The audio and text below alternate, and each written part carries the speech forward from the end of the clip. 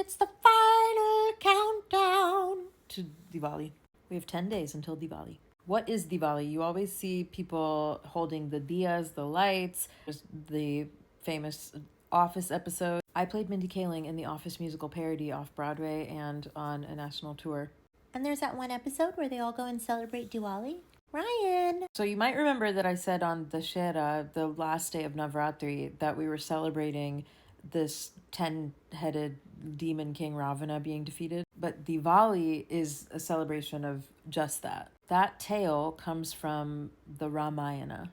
The first found text is said to be somewhere between 500 and 700 years before the birth of Jesus Christ. But the oral tradition of the tale is said to be like 5 to 7,000 years old.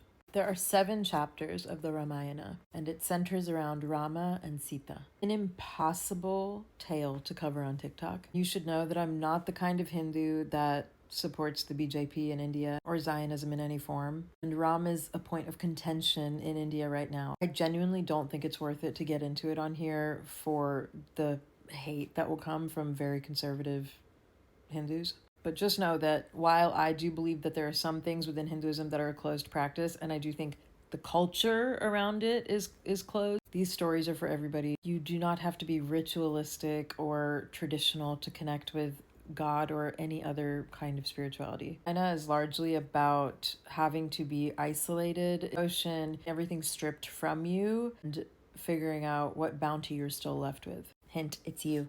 Other hint, it's also God.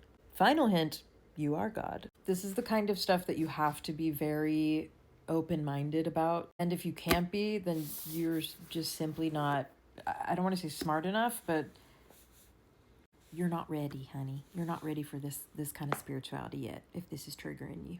So anyway, I'm going to cover the 7 parts of the Ramayana over the next week. It's really going to be bullet points. It will largely be based off of Devdutt Patnaik's interpretation of the Ramayana, because he highlights Sita. And that brings us back to the divine goddess energy that we were talking about for Navratri. All right, cool. Now that you know exactly 0% more than you knew, well, you do know how old it is, but now that you know close to nothing or very little about the Ramayana, I'll leave you with that and be back tomorrow.